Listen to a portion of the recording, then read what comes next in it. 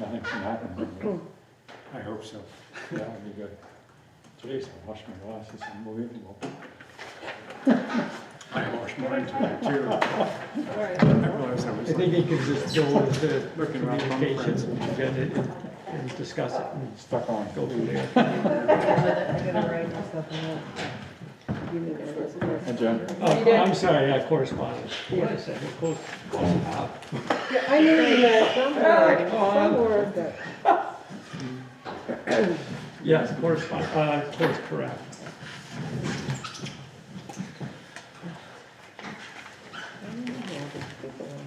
Where did you get this? Where, how did, I got the email this morning. Oh, it didn't go to my, it must have been to my like personal email or something. Where did you get it? You signed Yeah, I only got one email. this way all the way back. Let me see where he sent it.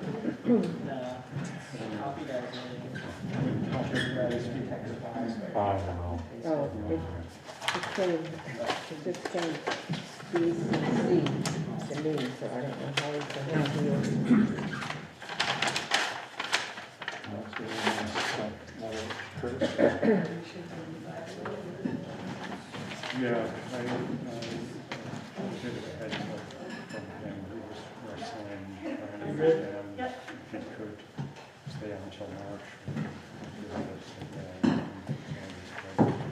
Can I have this or is this yours? Is it? You can have it. I made extra copies. Oh, thank you.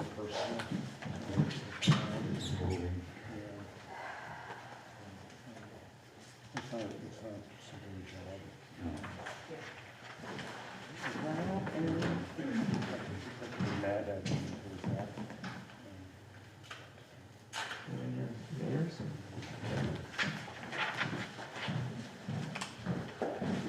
Well, I don't think it's, it doesn't strike me as where's that crazy. big red book? We knew he was here for sure. Because we got the minutes. Maybe they didn't make it in there yet. I think you can do it. He's been able to cover Minutes policy?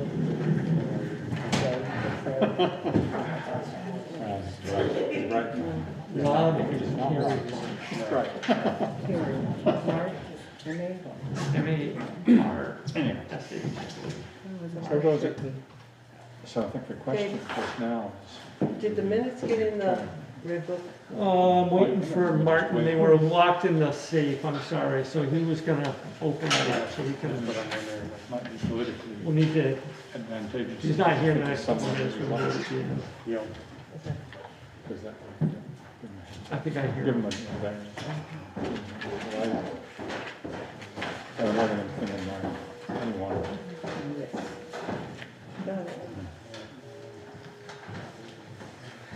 Thanks, Martin. Thank you.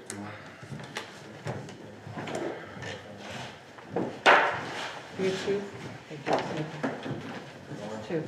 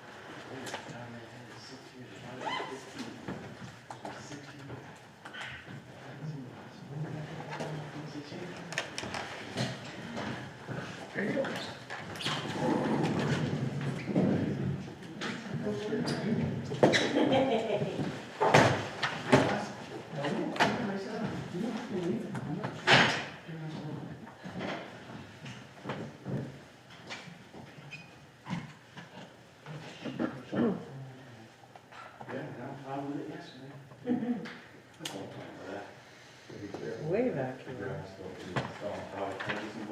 We did that one.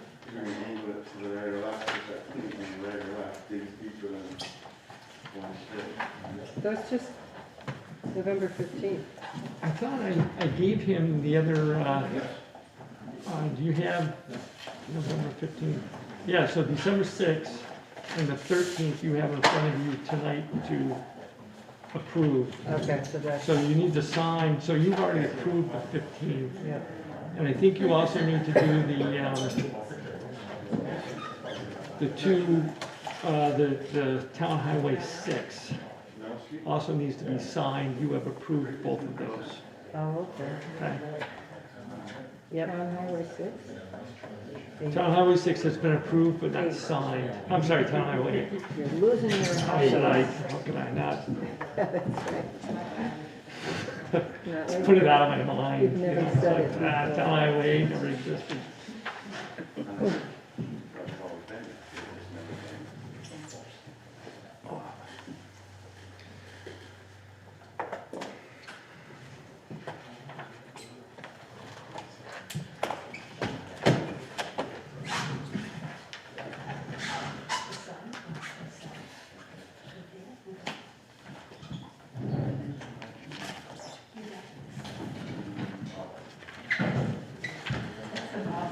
Thank you. Okay.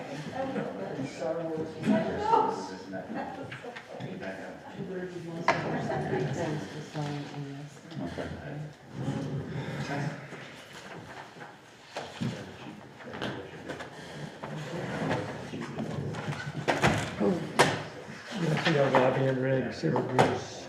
And we need to find out when Mary's got a chance, who the phone number is and who Vin's.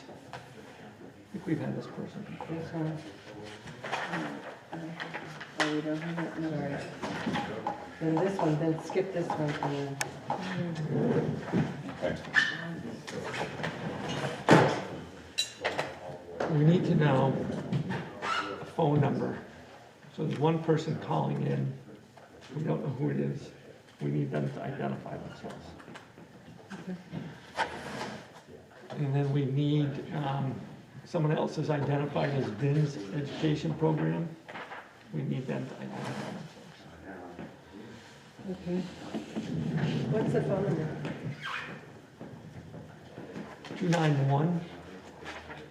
291-4913. Area code 802. Okay. Hey, Dan?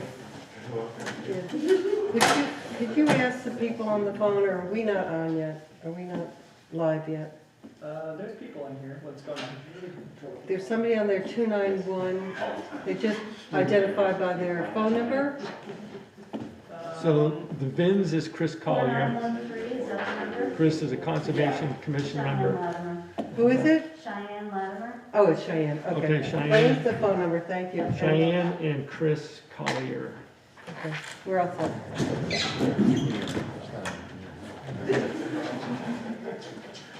Chris Collier. I think Collier. Correct, thank you, Mary.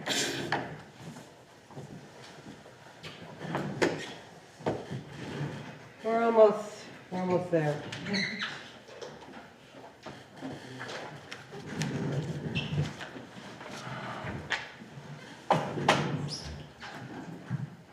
That's Rob Quaterland. Correct. He is, Rob is not here, or, I think that's him. oh, you're correct, thank you. Oh, you're good.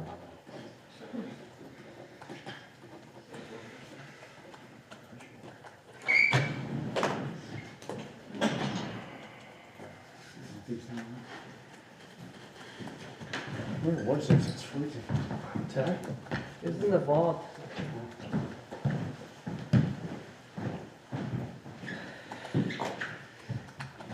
Our vaults are like meat sellers. What? Our vaults are like meat sellers Really? this time of year, yeah. Yeah. Okay, Martha, you just,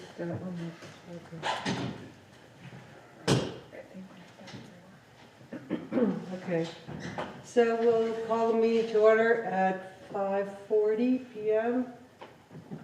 There's some people online. And Curtis, our 5th Select Board member, is online. on Zoom. And so, let's see, the first thing we will do is, first order of business is select board minutes. I need a motion I'll to, make a motion to accept the minutes of December 6th and the minutes of December 13th. Yeah, I'll second that. any discussion? They're marvelous, they're very good. Okay, and so they're approved by consensus. Oh, Curtis, did you have anything? No. Thank you. And now we have the orders through December 20th. I need a motion. Anybody want to make that motion? You know, I can do that. I move we accept the, what do we call them, accounts payable as presented up until 12/20. I'll second it. Any questions? I have a couple of questions. Me too. Okay. Go ahead, Gordon. Right at the top, Dave, is, it says library opera grant, $1,000. What is that about? I believe they bought an owl for their meeting room. And they're able to do that through the grant at this Yep. point? Okay. I need, yeah. Or there's a separate grant, separate ARPA monies than what we would be talking about. Okay. And it would fall in line with regular ARPA expenditures to, better communication efforts to hold meetings such like this so that people from Okay. outside the building can attend. Let's see, did we ever upgrade the lights in North Hartland? I just noticed that's quite a big bill, South End street lights, $441. And then we went around town doing new Both the street lights. Route 5 and Route 12 lights are LEDs, I believe. So that's a bill for LED lights? Yeah. That seems like a lot. I guess there's a fee, I guess there's fees for the lights besides the electricity. There is a pole rental as well, but I don't think I think it's a separate, we get a pole rental fee separate. And, let's see, cold patch from Home Depot, that doesn't make sense. Yep, we generally buy pallets of some other stuff, but when But you can get it from Home we Depot. can get it from Home Depot. It's not, the quality isn't quite the same as what we get, wholesale on pallets, but in a pinch, it works. And then the last thing is, I see a bill from Miller's, is that for the bridge? Is that toward the bridge? It's just for the first, during the assessment of the bridge. Yeah. So we will get a bill later, but that was just for that initial day back a couple of weeks ago when they assessed it. Yeah. So Okay, that's all I have. Bill? Two things. One, I continue to be surprised that the cost of the ambulance services, $22,000 for Hartford. I didn't tie it into the budget, but Martin, will we talk about that? Look at the budget for the total ambulance services? yeah, I think it's about 38 or 42, but I think 38,000 rings a bell. Okay, good. And the expense for D&D with the sand, we're not purchasing sand from them because we have our own sand pit. We're just processing the sand. And there's no trucking or trucking? No, we had some trucking involved this year, Okay, particularly since we were kind of late in the season. The last couple of years, we've utilized them for some trucking as well. We also have a budgeted number for that as well. I mean, the number seems high. Is it higher this year because of the timing? I think it's just, you're seeing the one big bill all of a sudden, but no, that's about in line with what we've spent in years prior. Dave, are we this year mixing in the manufactured sand Yep. as well? So that's pretty much part of the mixing cost. is it? Separate billing on the stone itself, Okay, so, yeah. that's it. So, I'm sorry, on that, I take that back, on the ambulance service, it wasn't even close. Must have been thinking of just Windsor. So ambulance services total for fiscal year '22 was 71,000. Okay. Okay, I think we have consensus on this? Okay, so the orders have passed. Adjustments to the agenda, I'd like to make an adjustment. Does anybody else have an adjustment? I'd like to change the order of old business and new business so that the people who are here to talk about the 17-acre wood, the appraisal fund, and the rec special funds, so special projects funds, can discuss those and then go home to their families. So that's what we'll do. Can I have a motion that that's acceptable? Sure, I so move. Sure. Thank you. I'll Seconded. We're all in favor. Curtis, are you in favor of that? Okay, thank you. So now we have third order of business, which is public comments. Is there anybody who has a public comment? I got a few questions on the bridge down on Mill Street. A number of questions. Oh, could you identify yourself, please? Keith Avery. And CATV, does he have to be up here? Yeah, can you just take a seat right here? You don't have to lean over to the microphone, can you just sit? Thank you. Yep.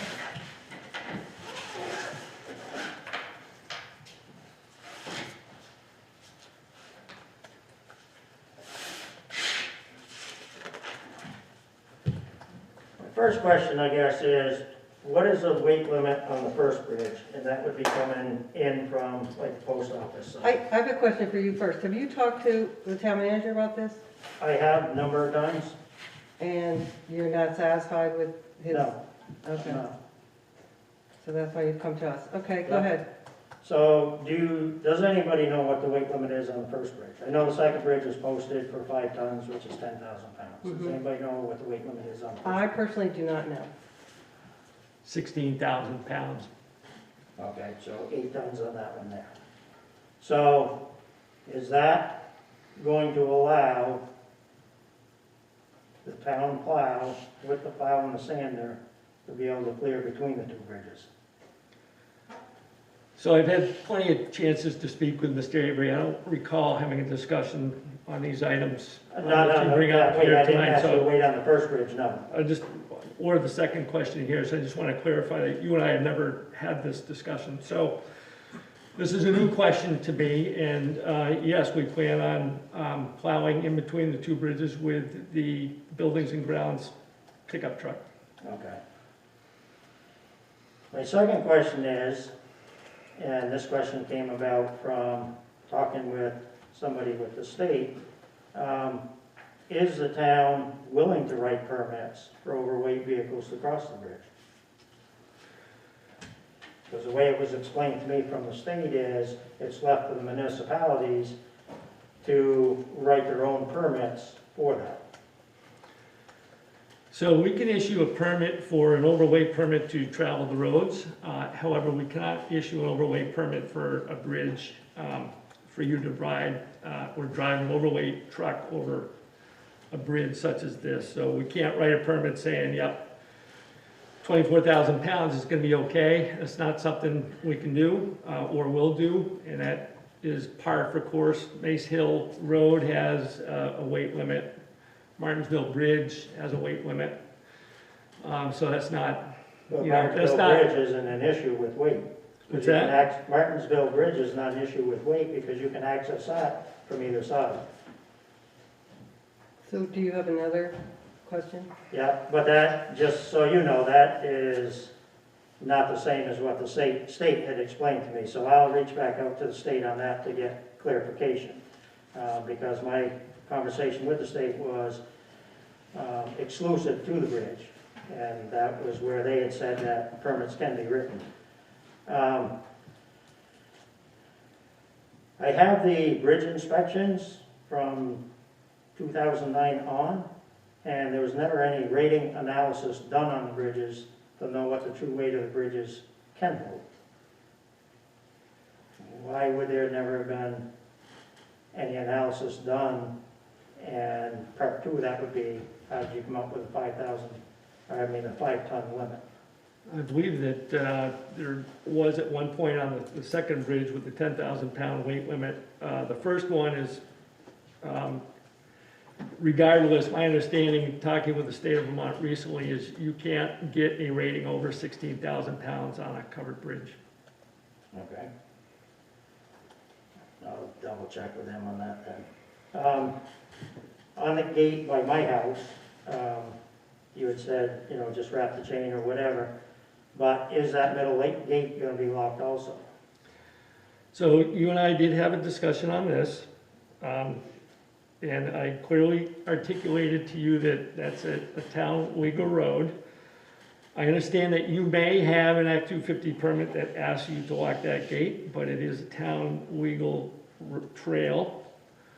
And we're asking that we do not lock that at this point because ambulances and fire trucks are going to need to get through at least 2 gates, if not possibly 3, if the one up right above you Right, towards the hill. That's the middle gate, yeah. Yep, so if that is closed as well, that's 3 that they gotta get through, so, in speaking with the constable and the highway foreman, we've opted not to put a lock on that gate at this point, which The middle. which I articulated, no, the one by your By me, house, okay. correct, which I So we're explained to gonna you have- today, and if Linda has any issues with that from Act 250, you know, she can get hold of me. I've spoken, she knows the situation. I've spoken with her throughout this ordeal, and it's been a very good working relationship with her, and we've been able to make this detour so that the residents can get through during this time. So we're gonna have 2 gates locked. The gate at Quarry Road in Route 5 during the non-business hours will always be locked. Okay, and then the middle gate. No, the middle gate will not be locked. Okay, so it's just gonna be the one on Route 5 and Quarry Road. That's the only one emergency services has to get through. At this point in time, as we speak today, correct. Okay. And then my other question is, Twin States hours, 7 to 4:30 is basically what they have the gate open. Their hours are 7 to 5, but they have the gate open from 7 to 4:30. So at any time that their gate is open, can people get services through that way? No, They cannot. they need to, anybody, a resident of Mill Street, that has an oil truck or a septic truck, or if Green Mountain Power needs to get through, you're gonna need to notify your oil company or your septic company to contact Twin State directly and make provisions for Twin State to, you know, for them to get through Quarry Road. So it's just gonna be a verbal that, yes, they can come in if the gate's open? It's gonna be a little bit more than that.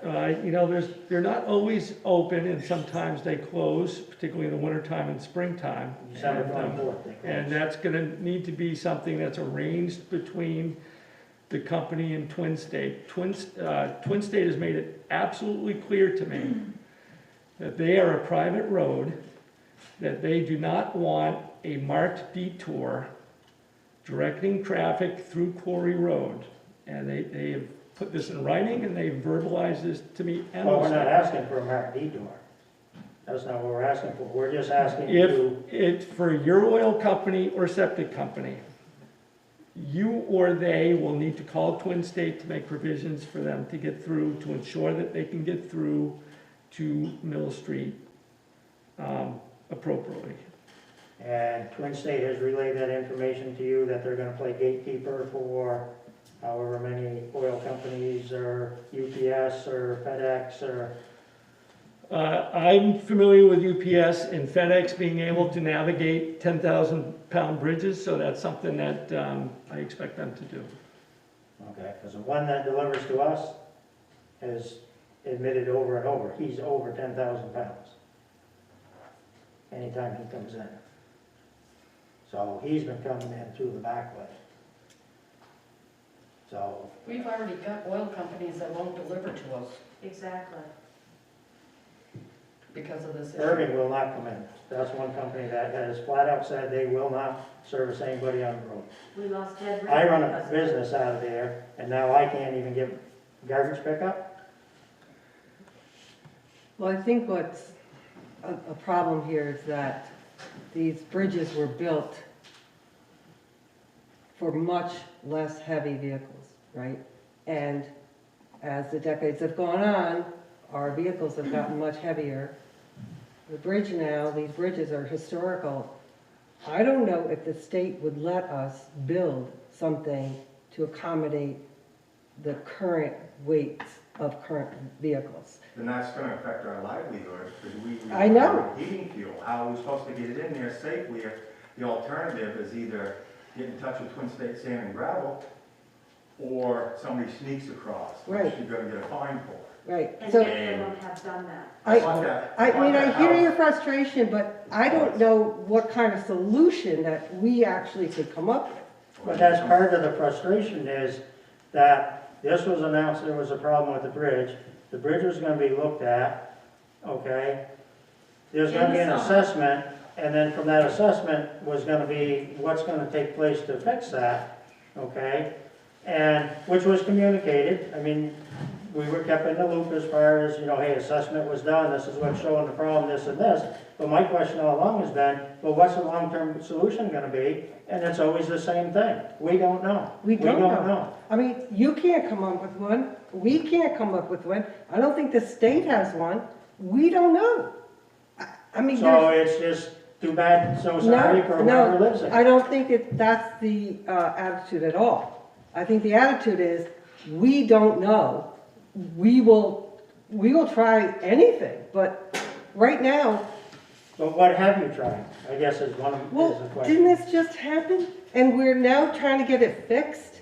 This has been going on all summer, and now all of a sudden winter arrives, Hold on, and you just guys want to work on this? So, I mean, it could be closed. So, I can't, Hold we're on, talking guys. out of turn here, I can't, so it's now open as of this afternoon, Yes, we know that. okay?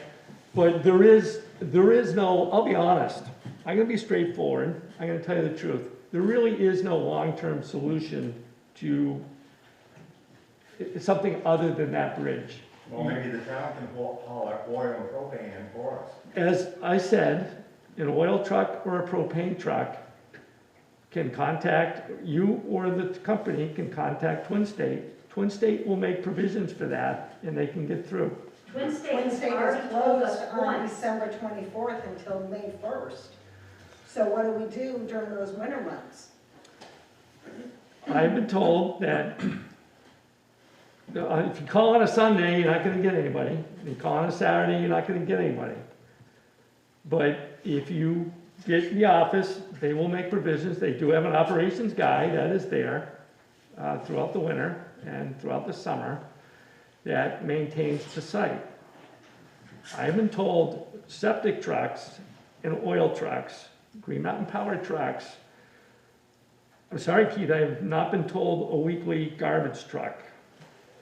You know, it's something that is necessary for, you know, your survival and heating your home. I understand that if you call them, again, it's not gonna be instantaneous. If you run out and you need it on a Saturday night, you're gonna be going a couple days without it.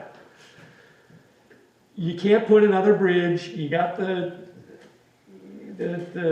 hydro facility on one side, you got a clear open lagoon on the other. This is a historic bridge, my understanding is they're not gonna take it down anytime soon. In order to renovate it, you're not gonna be able, it's next to impossible to upgrade it above 16,000, 24,000 pounds. Well, Dave, another question comes to my mind, and it is frustrating. Who will maintain the road where the gate is by Keith's place? So we Who's gonna plan take care of on, that? Is that gonna be the town's responsibility, or? we still plan on maintaining that. We had quite a delay one day last week because of the road being completely a sheet of ice which goes down to where Keith's garage is, and none of us could pass, and it took, my wife called, when we left at 9:30, And we were gone for a couple hours, and nothing got done for, it had to be at least 5 hours after that. So, I mean, is that gonna be like the status quo? So, It's we had all problems, I know, but we had problems throughout town that day. It wasn't just specific to the Mill Street extension. So that, that's gonna happen. It was a steep pitch there. I do believe he came in the afternoon and basically unloaded an entire truck on that hill. Just to get us down. So, but, via car, your way in and out is gonna be Mill Street. We will maintain it. It's not gonna be an absolute priority as it has been these past 2 weeks, but it will be in basically the cycle, because not only does an oil truck need to get through there, but a fire truck or an ambulance needs to get through there as well. So it's not like we can just, let a foot of snow accumulate there. It is still gonna need to be maintained, and it'll still be maintained on a storm-by-storm basis. Now, is it, we have the same problem with Green Pot Road. Okay, steep pitch, we get a lot of calls on that, very difficult to maintain. This is a road much like Green Pot Road. Yeah. When I first bought my house, a little over 4 years ago, Tom Campbell was the realtor that sold us the house. And one of my biggest questions to Tom was, do you have any problems having fuel trucks come across the bridge? Tom said, well, let me check on that. And he talked to Wes Frazier, which owned my home prior, before it was the solid waste district's office for distribution. And he made a call. I don't know who he spoke with, but he says, yeah, she'll be fine. He says, they go across it all the time. On top of the oil trucks, and you're probably aware of this, the farm, the Lemax farm over here, they drive their tractors across with the buckets of cow shit that they bring over to dump in the fields, and those got to weigh well over 50, 60,000 pounds. And that bridge is not moved other than the rock that was discovered from one of the safety checks. So, I mean, it's tough for us, because we'll have to find another way. If we can't get the fuel to come down over that back road on Trask Family Cemetery Road, it's gonna be tough for us. Either we're gonna have to buy tanks to put back of our trucks, Keith's got one, and truck it in ourselves. I mean, that's, this time of the year, heat is kind of a necessity. You can't We take just in propane. we just bought 2 commercial propane dryers for our business. Again, We can't get a propane delivery. Again, I'll be honest, this is the problem. We have all taken this for granted, and that's the town included, because the town 1-ton truck that plows Mill Street, for as far back as I understand, has also utilized that bridge. So, this is, so there you go. But the problem here is that it's to the point where, hey, that 10,000 pound weight limit is there for a reason. This was basically a wake-up call to say, look, this thing is not built for, tomorrow. It was built, as Mary Ann Gordon said, it was built for yesterday. I think the underlying issue here is everyone has taken this for granted and has not thought this through as far as, the double bridge is there, development on the other side, Act 250 permit for you, Keith, on the backs for business, on the backside dead end of 2 covered bridges. So, obviously, from a planning perspective, this is not anybody's finest moment, but that doesn't take away from, here we are with a bridge, that is the only way in. And if this bridge goes, then we're, in a little bit of trouble here. It's not just gonna be a couple, 6-8 weeks down, we're gonna be down for a considerable amount of time. How long ago, or how many years ago, had that bridge been worked on? I don't believe that, in speaking with the bridge engineer that I worked with the day that we were there for the assessment, there's really no history of any major work done to that bridge. So I've been there 30 years plus, things have come across, graders, your great big graders have come across there. So what would be the big deal now of letting that happen for another 30 years? Because we've seen up close what can happen to that structure, and I was looking down at water. But that's But that because was you're a rock, talking yes. top, So- boards on top of wood and moisture gets under there, it's gonna rot. It's all That's wood. just That bridge is all wood. But you have boards on top of that, so the moisture's then trapped in between. Right, the rot was to the deck, not to the frame. We got lucky with that. You know, all I'm, you know, And that's because of listen- the way it's graded right there. I get it, but just listen to the conversation for a second. It's a covered bridge. If it goes, what do you got? So do we really want to be destructive to the bridge and increase our chances of that, something happening to that bridge? It's gonna strand you all. Twin State is in no mood to say, look, let's make Quarry Road a public road. Well, what's that do for us as homeowners, say 5 years from now, I want to sell my house? It's kind of not a very attractive feature to sell the home to somebody, or it's got this problem arising, depending upon a back road to get your heavy equipment to get in, whether you want to have a concrete truck come, pump your septic out, or your oil main. I mean, those are all very valid points to kind of work up something. I mean, it kind of increases the value of my home, I think. You know, when I first asked Tom, I says, you know, I don't think I would have bought my house if I'd have known this. I you know, I'd love to tell you Hindsight's something, 20. I'd love to tell you something different, I know. but it's not too unlike, you know, if you have a house and there's a nice field next to it, and it's got a value because you got a nice scenic field, and the next thing you know, a Walmart moves in. You know, there's no true guarantee that the value of the land is gonna be maintained, or it's even gonna, you know, increase year after year. This is, you know, unfortunately, the covered bridge was there when you moved in. It's there now. There's literally no difference between the two. The only difference is there's a recognition that, you know, hey, you know, let's call it as it is. You know, there's no advantage to driving the town grader over this bridge at this point, or the fire truck. And we've said, hey, you know, and we will be going around. You know, But are you gonna have to call, you wanna come in the road, or anytime you wanna grade it, or, no, you're not. You're gonna have access. So I think we've gone over our 5-minute allotted time for public discussion. This would have been much better if it had been put on the agenda as an agenda item. And I think we can do that for the future, because obviously this topic needs a lot of discussion. And I am very sorry that you're stuck in this position. I don't think it's constructive for any of us to point fingers at, well, you did this, you did that, why didn't, you know, we need to look forward to how do we resolve this. And right now, I don't think any of us have a solution, but that's where we need to go. Okay, can I ask one thing? Sure.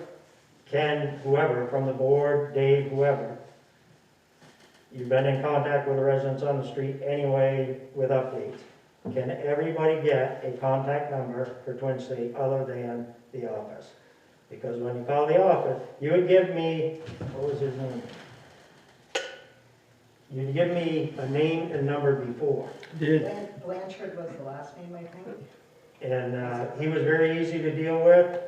He doesn't always see eye to eye with what's brought up, but he was easy to deal with.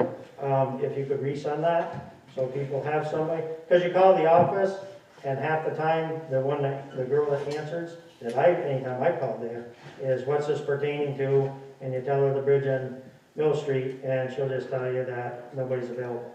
You would give me a cell number before. Yep, I did, with their permission. I will provide what they want me to provide for information. Okay.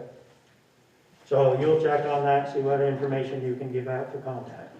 Yep, and ironically, the next piece of information you were to receive was basically you need to call Twin State for an oil truck or septic truck. My understanding is that they wanted to give out the office number, but I will confirm what they would like to give out.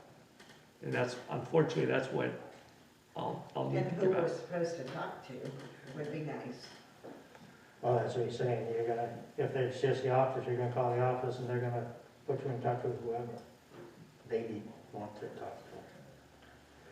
Okay, well, thank you Hey, for coming. Mary, I know this won't solve anyone's problem and it definitely won't solve the problem going forward, but I just hazard a guess that it's illegal for real estate agents to make false claims about properties that they sell that change the value of the home. I think he made a false claim. I think maybe he got some bad information. So let's not throw Tom Campbell under the bus. So will this be put on as an agenda item? Yes, I'm not promising you what meeting, Yep. okay? But yes, we definitely need more discussion about this. And, you know, Dave will be in touch with you, so about that phone number. Okay, So thank you and have a good night. thank you for your time. You're welcome. Okay, so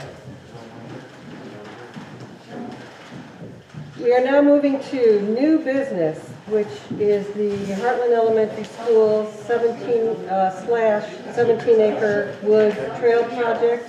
And Jennifer Waite, Printed a few out. I think you're chair of the I am conservation. not, Rob is the chair now. Oh, okay. Who was a member of the conservation committee. Yeah. Yeah, oh, okay. Oh, you know what, I have all this. I have all this. Thank you. So, Jen, you're here to just discuss it, you've applied for grants. Yeah, just, Dave asked me to do a quick update because we come a while ago talking about the 17-acre wood. And we did, the Conservation Commission and the school recently applied for a grant that, if we're lucky enough, we'd have to be pretty lucky, it's pretty competitive, the URSA grant, we would get funding to construct the whole thing, which would be very exciting. So Dave was really helpful in helping us to get some pieces together for that. And if in mid-January we find out that we got it, then we would come back before the town because we'd need to do an update of the agreement, the use agreement that the town has right now with the school for the 17-acre wood, and talk about what all the little pieces would be for construction and that sort of thing. But I thought it'd be helpful to have a better map. So we've got the overall map on the second page. And then the third page is basically the yellow line is a summary of this much of a report that was done by Josh Ryan of Timber and Stone in 2019. And it's, I'm not sure how many of you have been down there, but it's pretty interesting. It's pretty steep, it's pretty unstable. So there's a reason why a good trailhead has not been created and a good trail hasn't been created so far to get down there. But if you've been following at all what the school has been doing, they have done a ton more work on their outdoor classroom space because of COVID and been using this whole area much more actively. And we had a whole bunch of volunteers down there building more classroom space. So I think the time has come to figure out a good way to get down there. We've done that step. But it's not cheap because it's a hard thing to do. And there's some boardwalk involved and there's side slope and that sort of thing. But it would just make that whole area so much more accessible and open for the school to be able to use, and also for public events and that sort of thing. So this is more of an update than anything. Nothing's required of you at this point. It's just letting you know kind of where we're at with that. And understandably, after the 2019 report, and then 2020 came rolling along, so we really had to put off with the school any kind of fundraising for it until they were just busy trying to keep their head above water. So anyway, if this grant doesn't turn out, we'll pursue other ones. I think the nice thing about the grant is we got all the pieces together.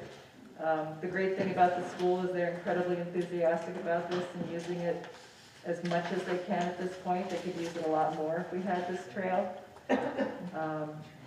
And they've been just great. They're really excited about the project, so, and thank you for the town's help in getting that application together. Is there any questions about the trail? When did you say you might know about the grant? Oh, mid-January, they're doing it pretty quickly. So the committee met December 17th. And they had everybody who had applied be on call for a couple hours in case the committee had any questions, and they didn't call. So I don't know if they meant that they knew what everything was in the grant application, or I'm not sure if that's a good sign or not. Bill, Gordon, do you have questions? Yeah. Okay. You can go first. No, come on. Well, one thing that sticks out here is that this proposal is 2 years old, Yes, and you've asked for the grant number you've asked for is the same thing that's in here, and the yeah, price of this is likely gone up considerable. yep. Is that a concern? Yeah, I talked to the woman at the state who runs it, and I told her that. I said, you know, if we tried to build this, there's two things going on right now. All of the trail builders in the state, we're really lucky to have a lot of them and very, very qualified, but they are all completely overwhelmed right now. So you probably need to schedule, you know, at least a year or two out with somebody. So that would affect your timeline, and materials are so expensive right now. And she said, we understand that, but we can't have you ask for anything more than was written into the original concept plan or budget that was created, even though it's 2019. So definitely recognize that, Gordon, and we would need to go back and revisit those numbers and update them. Make sure the design was finalized and all. So there would definitely be interim steps, but even if we got the full funding and we found out there was a 10% overage, I mean, we could, 20. it'd be 20, yeah. It would still be a huge plug towards the project getting done, and we would just have to make some adjustments. Okay, I only have one other comment. I mean, I think this report is awesome, Yeah, tremendous. Josh is really good. I mean, it's so well done. Everything about it is impressive. I have just one negative comment here in the conclusion remarks by the Joshua Ryan, Josh Ryan, yeah. who I guess owns the company. His last sentence is, most importantly, users will enjoy the trail with little knowledge of the work that it lies underfoot. You know, Now, that is awful. we would be the opposite for us, that everybody would be fully aware of how much it took to create this. I mean, I don't know what kind of kids we're raising nowadays, but they need to have some appreciation for what people are Yeah. doing for them. Yeah, I yeah, no, I don't, yeah, and I the don't thing is, understand that. the thing is that Josh, one of the reasons that we wanted to potentially work with Josh is that he works with so many youth crews. And there would be a chance for community members and for kids to be able to work with him, because that's usually how he approaches projects. If not, a contractor would say, well, keep everybody out of my way. You know, he's used to working with community, he likes to work with community groups. So that also caught my eye, but that's not the way he actually works. And that wouldn't be the way we want to work either. Okay. Jennifer, like Gordon said and others have said, the plan is quite detailed and quite exciting to sort of see both the attention to detail was pretty dramatic in there. I also noticed that there was no cost overrun. Yeah. And these days, who runs a project without some contingency? So that stood out. But I guess the real question for me is, I read everything, and then I read the correspondence from Christine to Dave on November of this year. And Christine wrote, the trail will be used by the school, and the town has no obligation to maintain it. Can we, as a citizen of the town, use the trail, or is it really the exclusive use of the school? Because it's ambiguous here. Well, that's an interesting question, because one of the issues that came up really early on, even when we did the very first little rudimentary set of stairs down the hillside to get down there with Micah Heaney as a Eagle Scout project, We talked a lot about the issue of security for the school kids. There was some discussion about could you do a second entrance off of Martinsville?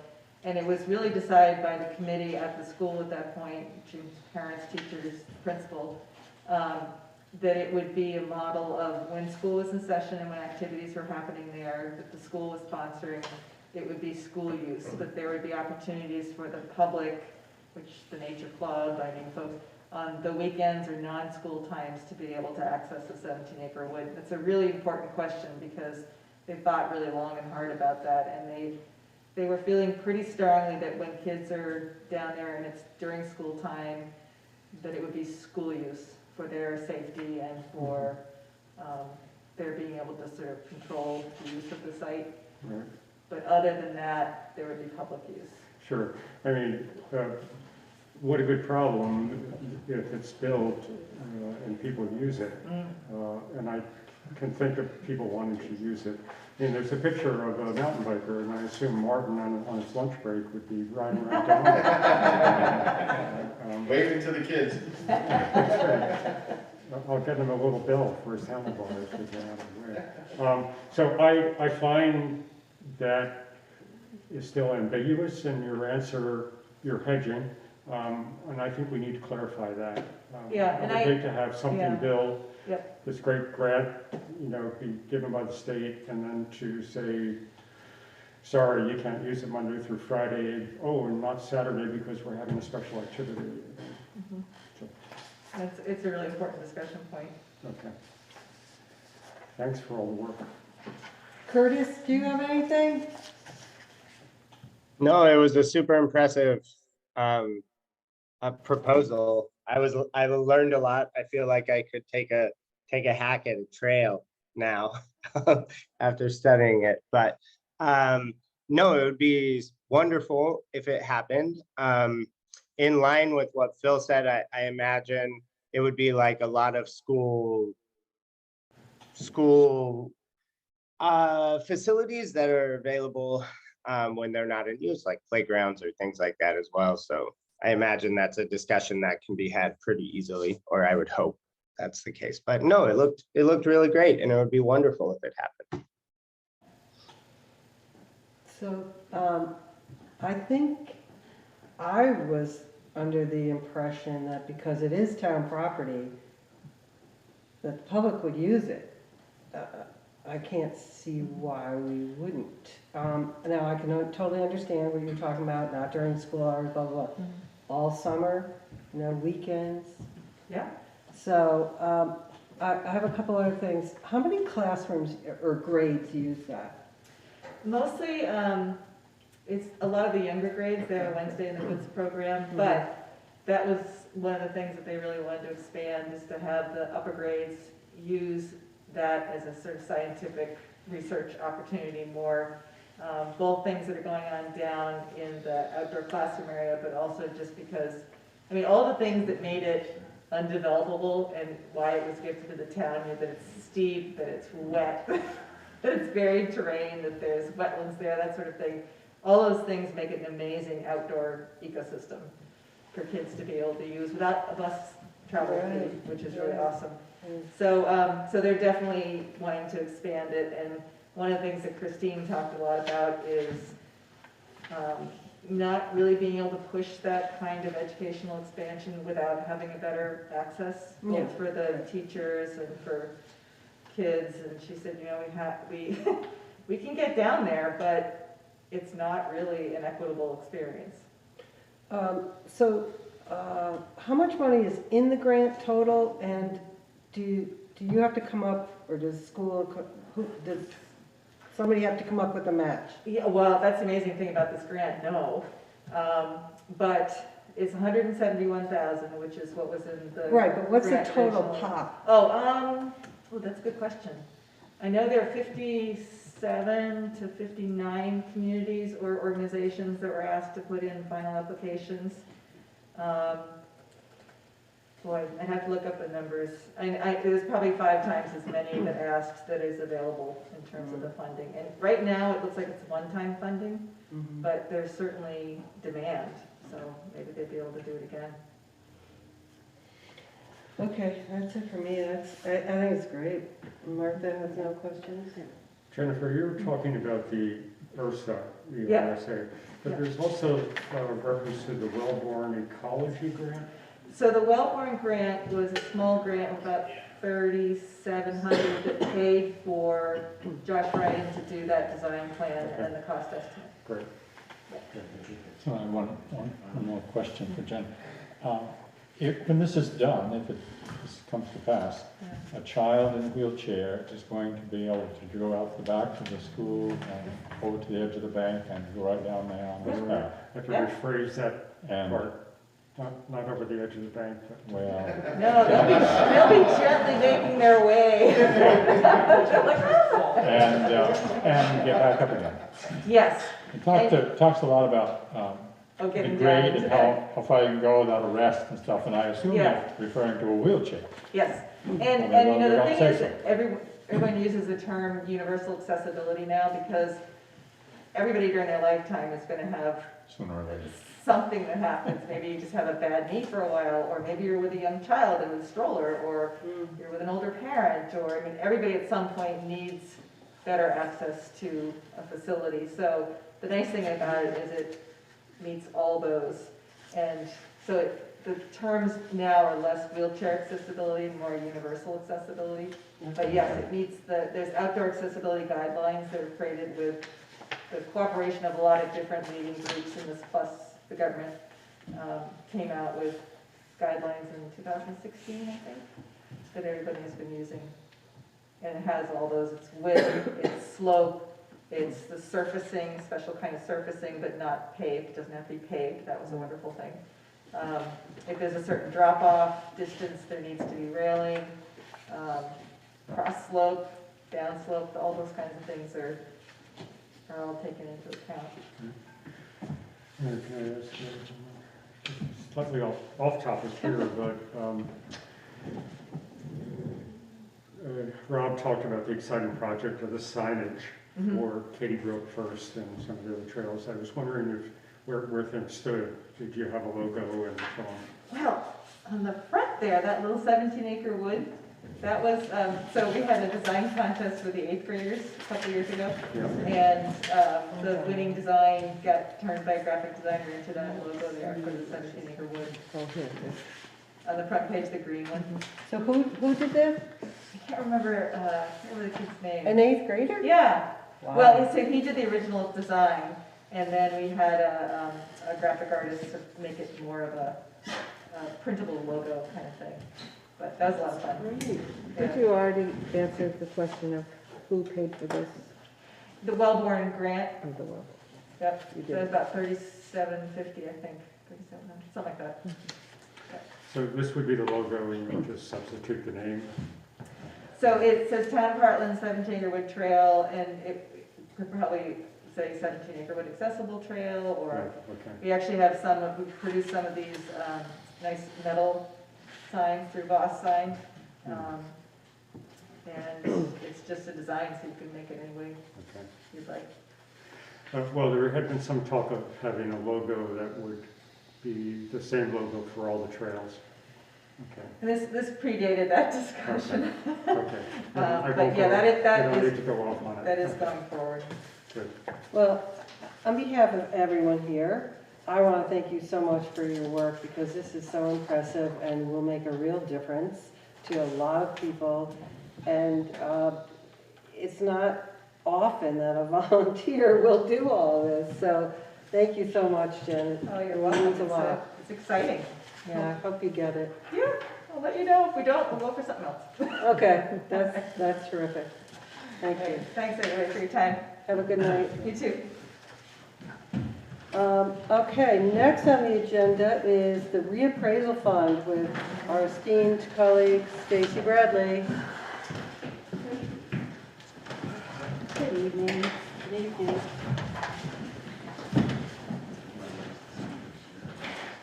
Okay, so as the chair of the Board of Listers, I'm coming to you, the Board of Selectmen, requesting consensus of being able to access funds from the reappraisal sweep account. We're looking at, basically, we need to be able to do an appraisal of hydro facility. Preliminary estimates in the range of 14,000 to 20,000. And we would like to take those funds out of the reappraisal account, which is, in part what that fund is for, is to be able to do appraisals on property. We will be looking at doing a reappraisal in 2 to 3 years, but we, feel fairly confident that those funds will be back up to the level that we need in those 2 or 3 years, as we usually get about 14,000 a year from the state for our per parcel fee, and so that would more than help cover that cost to be able to do that. So that's kind of what we're looking at being able to do, is being able to actually know what the value of these particular properties are, so that we can have that listed on our grand list and do the job as listers that we're supposed to do. These are specialized properties of which, we are just in no way qualified to be able to do an assessment or appraisal on. They're unique properties. Very few people actually have this kind of expertise, even at the state level with everyone that I've talked to. They've given us direction of various appraisal companies to go seek out that actually do this kind of work. So that's what I'm requesting, the ability to be able to have consensus from you guys to be able to allow us to tap into those funds. Essentially to move forward with, furthering some research into the, really 2 companies, maybe 3, that can kind of readily do this. It's important that we get somebody on hand sooner rather than later, just because they get backed up and they get booked. The expenditure wouldn't happen right away, but certainly in order to get the ball rolling, having an understanding and being transparent as to where they want to go and where this money would come from. And the use of the money certainly is, what brings us here today. How does money go into this fund? So that is, we get paid $8.50 per parcel by the state to maintain each parcel each year. And we get a lump sum payment one time a year that goes into that fund. So right now, it's roughly a little over 14,000. It's based on the number of parcels you have, active and inactive. Okay. And what was the expected range that you were? 14,000 to 20,000 is the 14,000 to range 20,000, that we have right now. You have a question? For all 3? One proposal, yes, one no. Curtis, question? Gordon asked my question. Okay. Stacy, I have a related question. Sure. Are we going to continue to have the type of arrangement with power companies where we are paid in lieu of taxes by a percentage of the power produced? Is that going to continue, or is this meaning that it's not going to continue? So what I can tell you is right now, the one contract we had on the one hydroelectric facility expired in November. We don't have any other contracts with any other utilities like that in both hydro, solar, other GMP, nothing. We don't have any other contracts like that. That's kind of less of what we're looking at, is to just know the value of what we have of these properties, regardless of what is chosen to happen down the road, whether you want to move in that direction or not. That isn't really the lister's purview, is to, we don't make those decisions. That would have to be something that you as a Board of Selectmen would have to put forth to the voters, would be my understanding. My understanding also, though, is that the state has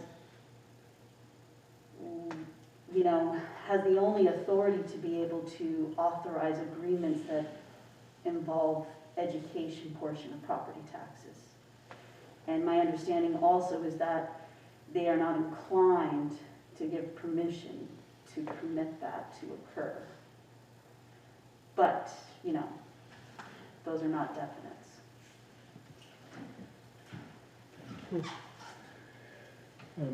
So how do we make a motion when we're still pursuing an estimate and we don't really know what that would be at this point?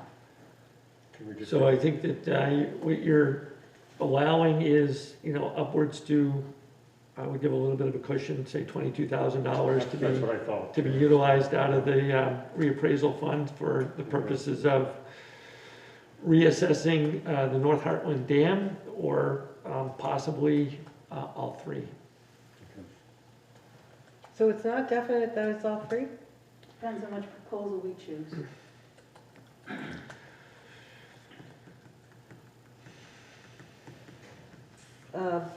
Okay, did you want to make that motion, Phil? Yeah, I'll make a motion that we allow the listers to use the reappraisal fund up to an expenditure of $22,000 for the reappraisal of the hydro dams within town. And I'll leave that vague. Okay, I'll second. I believe we're all in favor. Curtis? is in Yep, favor. good to go. Consensus, achieved. Thank you. Now, Thank you, obviously, Stacy. we'll continue to have the conversation. I'll let you know what's going on. Okay, thanks a lot. Appreciate you coming in. All right, next, under new business is John Leonard, Recreation Special Projects Fund. So John, before you hop in, I'm just gonna give a little bit, so you guys have got a sheet in your packet. John has put a spreadsheet together. I talked to you a little bit about your different accounts. Yep. He's got a few, but there's three primary rec accounts, which you see here is the special projects. You have basically a general scholarship account, and the ski runners, basically scholarships for skiing. Earlier in the year, John had put together a grant, and we took basically the grant money and put some money into scholarships, both the scholarship accounts and the special projects. And the special projects fund was for the purposes of the walking path, fencing, and resurfacing of the tennis courts and basketball courts. Right now, we've got $9,000, that we've spent for the fencing at North Hartland. So we may need to, depending on how our budget plays out, and Martin will get into this in a little bit tonight with the budget update, but right now the budget's looking okay, and we may not have to pull money out of this account to cover that. But nevertheless, that's what the uses were for. John will get into this in a second, but he does good work with the Cover Bridges Marathon and some of those other folks, and we get money every year. So I highlighted it for you. There's $12,000 under the general scholarship fund. John actually got this in a while back, July, August. A couple months ago, A couple months ago. Usually we use that for scholarships, but we fluffed that up pretty good What? with the grant money. What did you say? I fluffed it. Fluff. There's an L in there. Wow, okay. I don't even want to ask how that came out. I will watch that later and chuckle That's to a special myself. accounting term, I think. Oh, yeah, okay. Maybe you could avoid that special accounting term. Fluff? Yeah, yeah. Okay, go ahead. It didn't sound like fluff, okay? It just didn't. I heard fluff. I'm gonna have to talk to Tom about What did you hear? Yes. Sorry, Dave, I interrupted your train of thought, but it really was disturbing to me what I thought I heard. So go ahead. That was a good way of sort of getting us off track if you took 12 grand from here and put it there. It's, so, and I'll let John pretty well take it from here, but, you know, we have plenty in the scholarship fund at this point. Yeah. So for the next fiscal year, what we're hoping to do is to refurbish the walking path. We're also hoping to resurface the North Hartland tennis court. The resurfacing of the North Hartland court is gonna need a little bit more work than just the standard resurfacing. It's gonna need a little bit of like the crack filler, and it's gonna need a very thorough power washing. So that work for the North Hartland court will be more expensive than what we did most recently here when we resurfaced our courts here. So we've done the tree work to try to let more light in, have better ventilation so the wind can come through, the sun can dry and clear things. So the problems that we had down there was so shaded that it was mold and mildew and it wasn't properly drying, especially in the winters or after any rainstorm. So now we've got the tree work in place for the court, so then we'd like to do that. And then we'd also still like to do a little bit more fencing work down here at this tennis court as well. It'd be nice to feel like we're staying on top of taking care of our parks, because I feel like especially in these last couple of years with our COVID era that park use, especially the tennis courts, have seen more action than ever. Really? So as Dave was saying, we got a couple different grants last year that we had some flexibility with, and we were able to use some of that money to put into our scholarship fund and some special projects fund. From me serving on the board of the Covered Bridges Half Marathon and helping out each year, we get a contribution. The standard amount is $6,000, is what Covered Bridges usually donates annually to each recreation department that helps out. More recently, it's not a guaranteed, we always get that one amount, but then this last year we were given 12 from Covered Bridges. So there is now the possibility that we sometimes get an additional contribution from Covered Bridges as well as the $6,000 standard. We had traditionally used that for scholarship funds, but because we had just put a nice contribution into the scholarship fund from this other grant that we got, the scholarship fund is actually much higher than it has ever been before. The scholarship fund usually floats around 5 to 6 per year, and we give out just about all of it. So as of right now, prior to this last contribution from Covered Bridges Half Marathon, I believe we were sitting at 19,000. So this was an additional 12.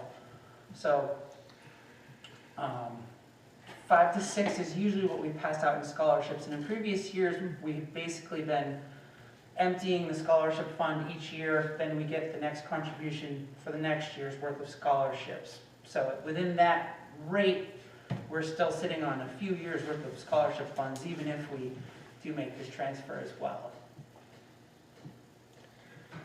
So John, you're proposing to transfer the 12 to the special projects to free up money to ensure that we've got money for the walking path and the resurfacing? Correct. That is what I would like to do to help make sure we can keep up with our park maintenance and keep these great resources available for everybody in the community. So the 12,000 that you get from Covered Bridges, or that you got this year, that can be spent any way you want. It doesn't have to go into the scholarship fund, but that's just what you've chosen to do with it in the past? Correct. It has traditionally gone to scholarship fund, but Mike Silverman, the chair of Covered Bridges, has stated many times that the recreation departments are free to use them for whatever projects, improvements, or scholarships they would like to. Okay. So don't we have money? We have money for this walking path already in the budget, right? 10,000? So we have, at this point, that's about what we have, especially if we pull that $9,000 back over to the general fund to cover the fencing that we did in North Hartland this summer. So in the estimates that John has received previously, work on the walking path was upwards to 20. 22 was the original, And, but I've heard cost of materials have gone up since then, so. Wow. Yeah. But it's a lot of materials, a lot of crushed stone, a lot of hard pack, and then What's the length of that? Is it, Half mile. oh, it's a half mile.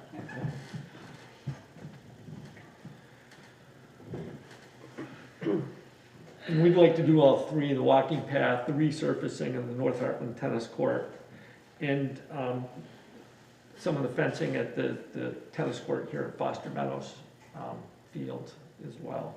Kind of bring some of that up to snuff. And the good news is that the Cover Bridge's half marathon will be hopefully back on again this year. And this is an annual contribution that we get from them as well. So we should have no trouble with any of our scholarship requests in the immediate future. And even with this transfer of the scholarship fund, we'll still be in better shape than it's been in a long time. Yeah, that's great. Curtis, questions? I mean, I think John does a good job getting access to these extra funds on a regular basis, and he puts the work in. And if as the head of the department, he says that he would like to reallocate those funds, I completely support him. Martha? Sounds good. Phil, Gordon? Do we need a fluffy motion or just? All right, you've been working on, I'll get that back in. Who's holding on that one? It just needs to be fluff. Oh, man. Okay, then I'm all for fluffy. Okay, I think that by consensus, we are all in favor of your request. Thank you. Thank you, this is terrific, it's very exciting. Yeah, it is exciting. Thanks, everyone. Good. Thank you, John.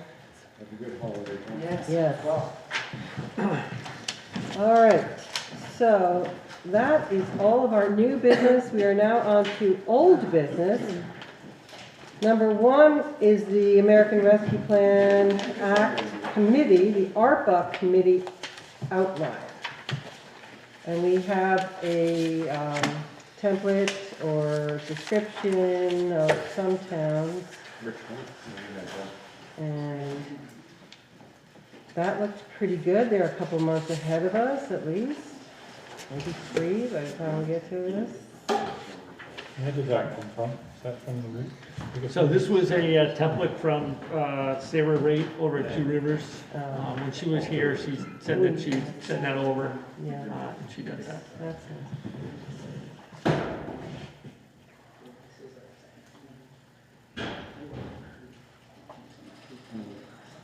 The only comment I would make, and Curtis, I don't know if you want to chime in here, so this template is kind of the standard,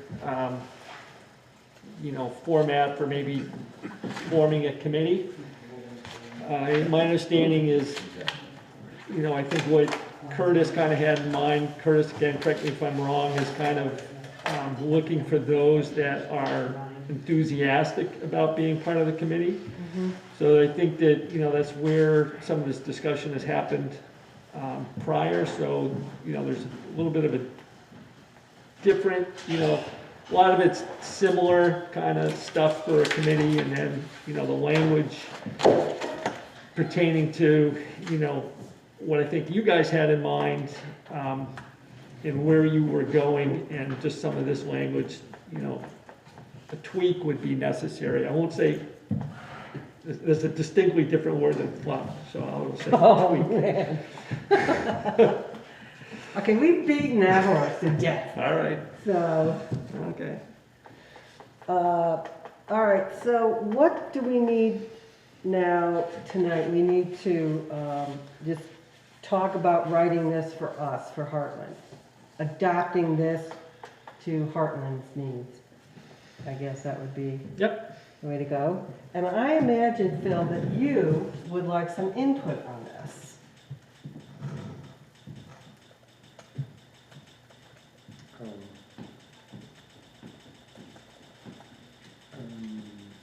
Pretty busy between now and January 12th on some other board work. Okay. Just wanted to give you a first shot at that. I'm not quite sure what you're asking, Mary. Well, we need to adapt this to our needs here in Hartland. This is not exactly what, No, not at all, because I don't think we're asking people to give resumes and, right. letters of interest and, But the responsibilities and activities, I think, are perhaps similar to what we would need. So, yeah, I can take a shot at revising No. this. hey, if you're No, busy, that's fine. Are you I can sure? do that. I just didn't know what you wanted, because when I look at this, it's,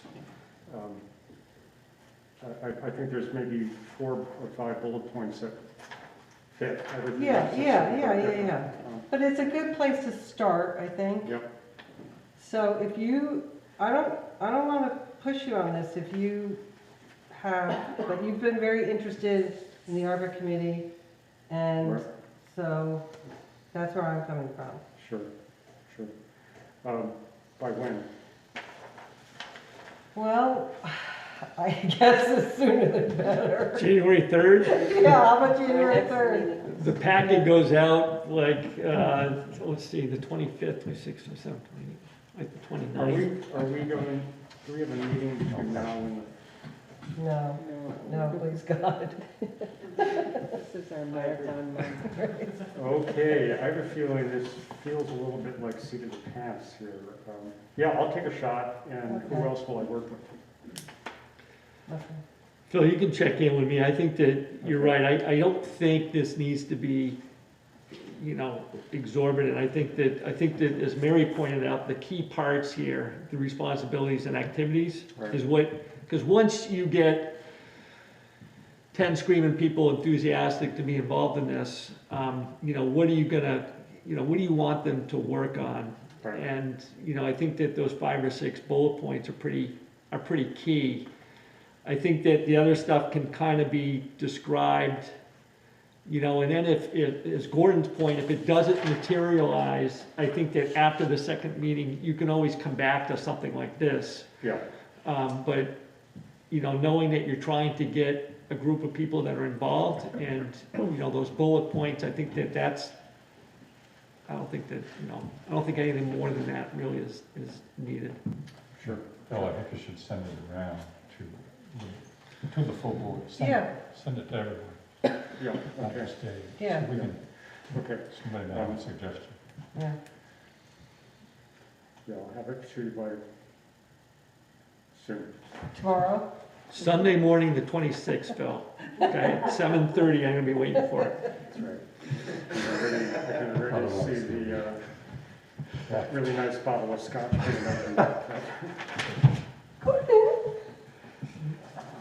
Oh my God, Gordon, didn't you just hear me say we've killed that beast? Okay, we're done with that Let word. me just back up for one moment. I think, if I understood, it was our intention that to use the 2 meetings to solicit the ideas for using the money. And then this committee would then look at those ideas and begin to maybe prioritize them and then give them to the select board. Kind of flush out the ideas. Yeah. Okay, I'm just trying to think about what process we described and what we want to do. Curtis, did you want to weigh in on this? No, I think what Phil was just describing reflects in my mind, the discussion we've been having about this committee over the past month and a half.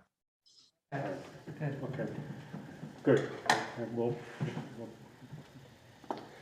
Yeah, make it work. If you could get that to us, and then we could all weigh in on it before the meeting, then we Sure. could No, cut to it the has chase, to be done. you know. No, Okay, thank you very much. My own personal thoughts would be that a 9-person committee is a little big, but I will leave that alone.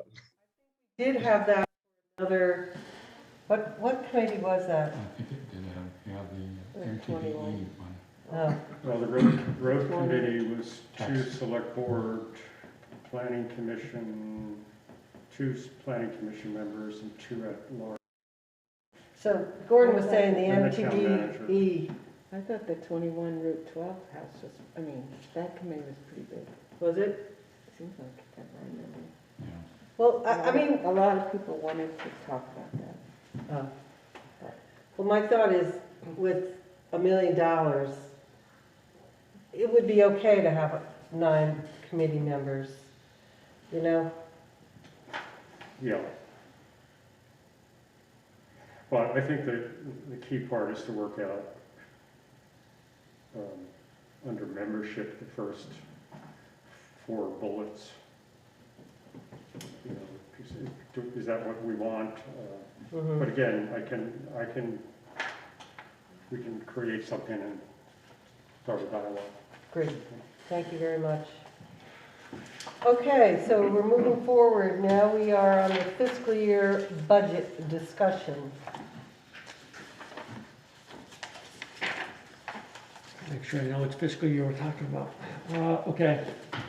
So we have spent the last 2 meetings talking about the proposed budget. Every year I got some tweaks that I do in between Thank you. presentation and adoption. This year, they're so far are pretty minimal. Again, I'd be looking for us to approve a budget on January 3rd.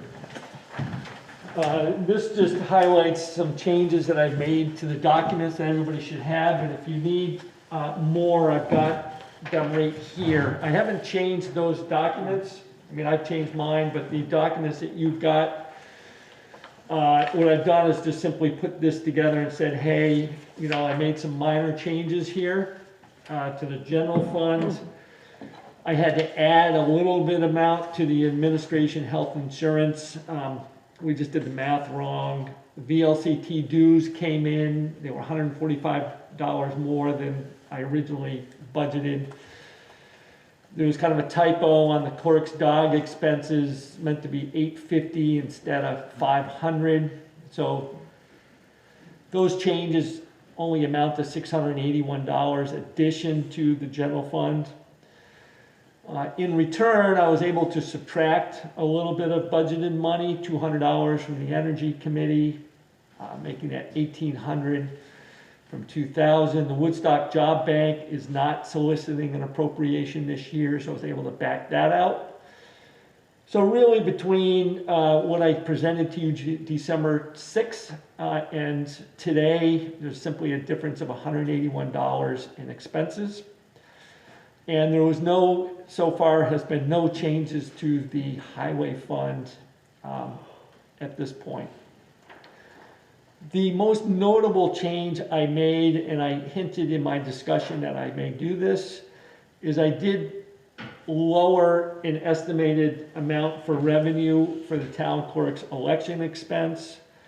We may very well get or may need to use $8,000 in ARPA money.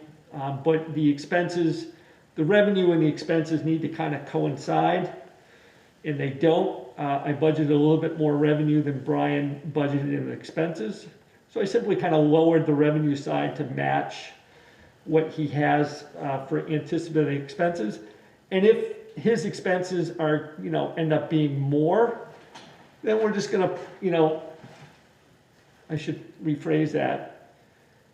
The additional expenses that he budgeted was perhaps in case of pandemic, we had to do the mail-in balloting, we had to go the Australian ballot route. It was actually quite a bit last year. If our expenses are greater than what he has budgeted, we'll just end up pulling that differential basically from ARPA funds because it's kind of anti-pandemic.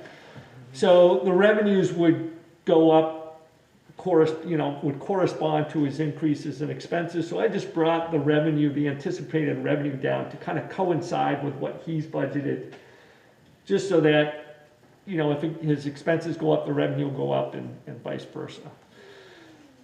So really it's between the two adjustments, it's just 2,181 differential since what I presented to you on December 6th and the 13th. The general fund tax rate is then a 6.29%. That differential of 2,181. What I had prior for a tax rate for the general fund was 6.19. So it just went from 6.19 to 6.29. Highway fund tax rate stays the same at 5.11.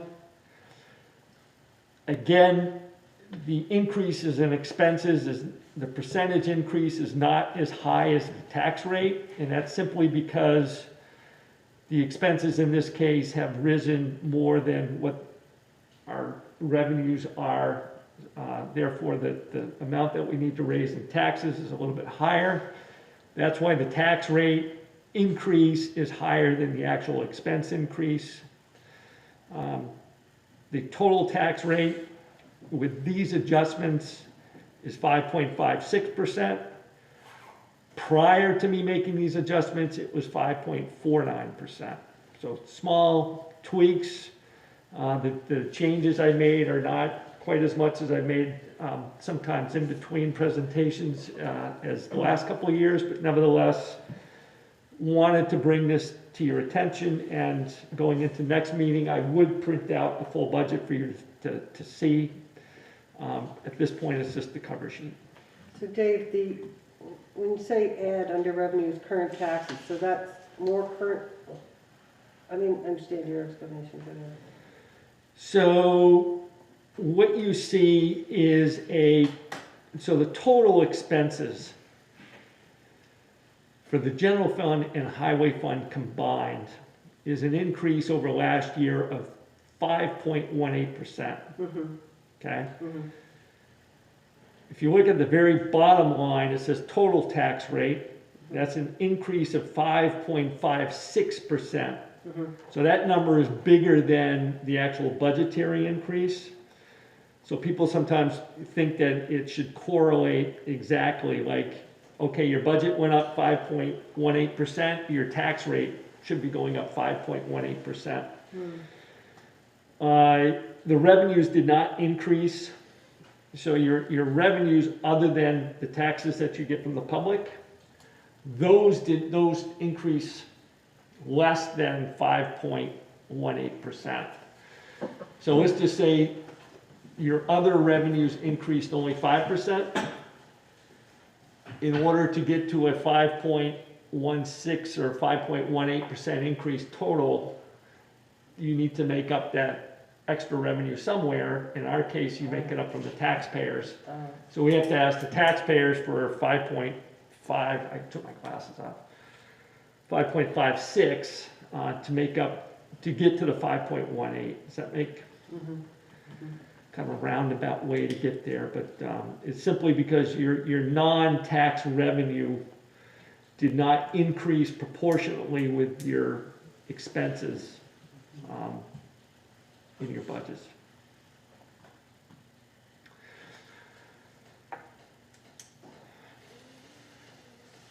And you think you won't be having any more, or you think you might have some tweaks? Every now and then I look at something and analyze it and just think a little bit differently and make a change. I don't see that. I also, I've gotten the VLCT dues came in, the Greater Upper Valley dues came in before, they're early this year. Two Rivers has come in. The insurance has come in. So a lot of those kind of variables that come in after I present are kind of in here. So I'm really not, plus I'm a good 2 weeks behind on my presentation. It's usually before Thanksgiving. So we've gotten some of these numbers, so I'm not expecting, especially on some of these fixed costs that we've got, Phil pointed out the ambulance service and some of this other stuff. I think they're mostly in there at this point. So I think that it'll be relatively stable going into, looking for approval. So I think you told us this, but I don't remember. Why isn't the Woodstock Job Bank, have they gone out of business or what?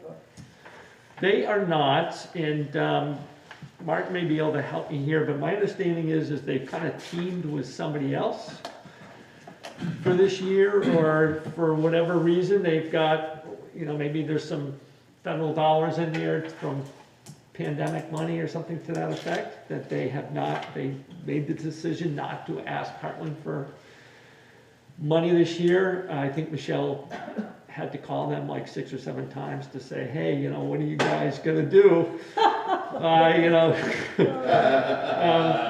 and I was like, oh, just give them a call. We don't want them to call, you know, and ask for, you know, 1,500 or something, and we're caught by surprise. So they just have chosen, they don't have the need this year to ask. So That's rare. I understand that was a verbal, that we did actually make contact, and that was the response we got. I mean, that may be unprecedented and may never happen again with anybody on that list, you know? Amazing. So, anybody have questions for Dave?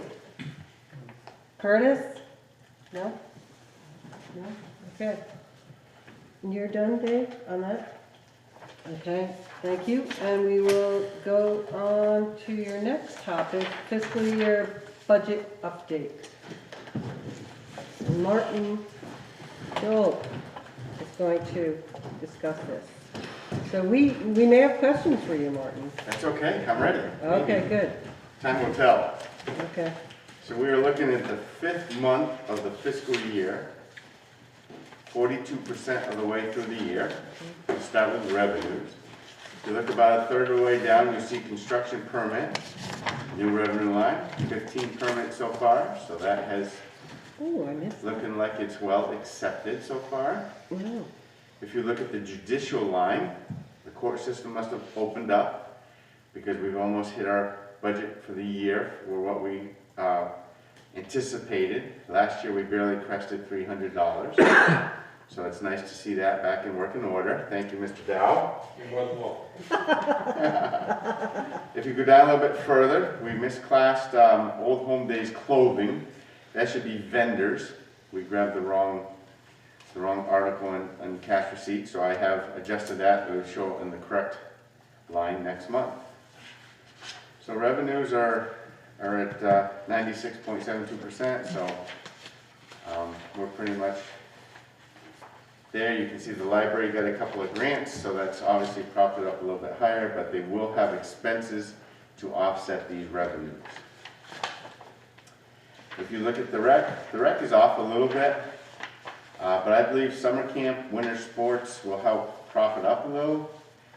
We still haven't billed the school for the AD, which we will do in the month of February is when we usually do that. So that will that'll bring the revenues up to a snuff, I believe, by the time February rolls around. Any questions on the general fund revenues? The highway department, as you can see, is pretty well, most of our money's come in for the year. There's 2 quarters the state of Vermont hasn't paid us yet because we haven't finished.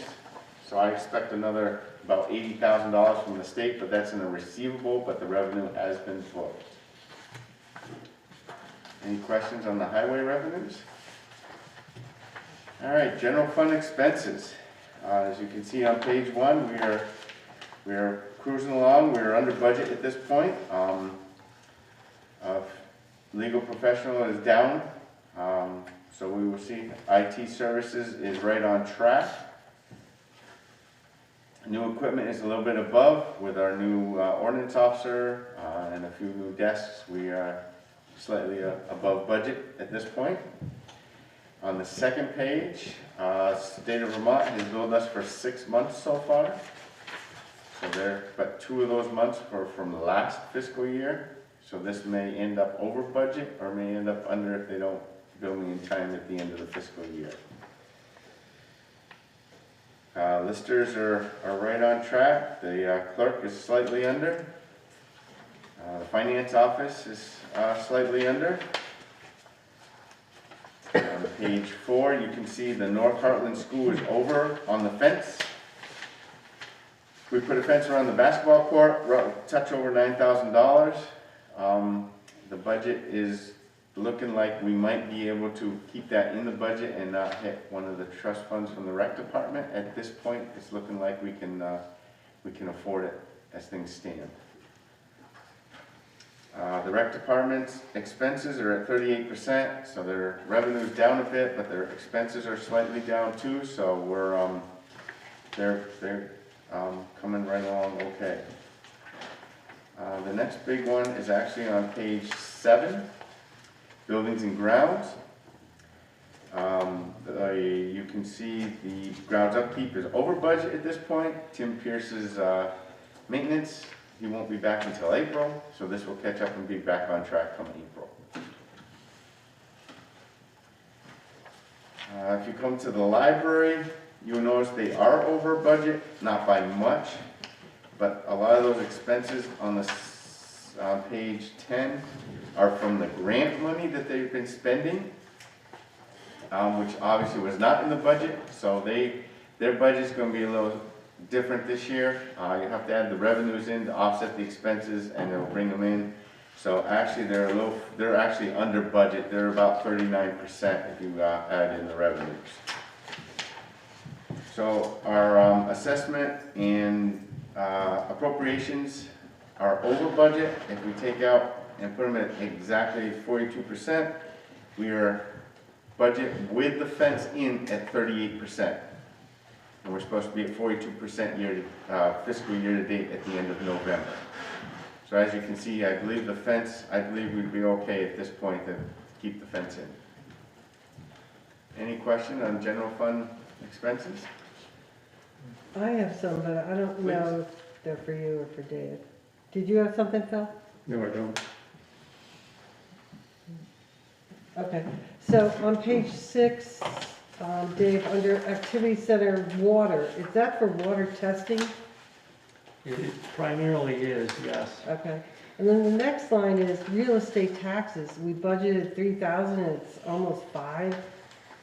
Yeah, darn reassessment. Should I talk to her about that? Yes, you should. We fixed that a little bit last year. It hit us, unfortunately, we put the budget together before that number truly became known. But we were really high last year, and we actually pointed out to the listers that some of that actually is rented out. Is actually not rented out, is actually town land. So they cut a little bit, they gave us a little bit back. So we were successful in some of our argument. But the reappraisal did catch up with us. Okay. And that's because we rent that out and we make money, so that's, I don't know if we make money on it, but it's because it's a rentable property, and I see. that's why we get taxed on it. I see, okay. I think you've told us that before, but I forgot. Thank you. So then on page, well, it's under the highway fund expenses, page 1 of 3. South End streetlights, there's so much more than the north end. I mean, we're at 71, almost 72% of the year. What's that all about? So I will let Martin chime in. So Martin and I I've been harping Martin a little bit on this one. So I think that if you add them together, they generally even out. But there's been some miscategorization of, so we've actually got North Hartland lights, and then we got the south lights, which I believe to be Route 5 in town here, and then a portion of Route 12. There's also actually there's a communication tower that we get charged electricity for, and that has been clumped into the south end lights. So, and I believe that that's off of the actual highway garage, not out by your field board, but Who uses that?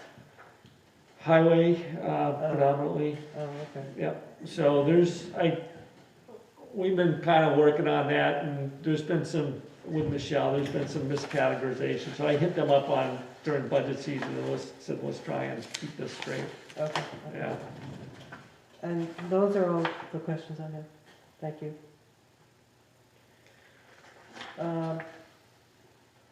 Curtis, questions? No, it seems good. Okay, thank you. Thank you, Martin. Thanks a Thank you. lot, Martin. Thank you very much.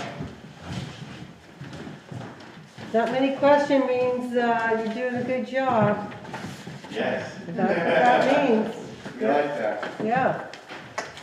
So, I guess, how could we be done with those things? That's amazing. So now we're manager's update.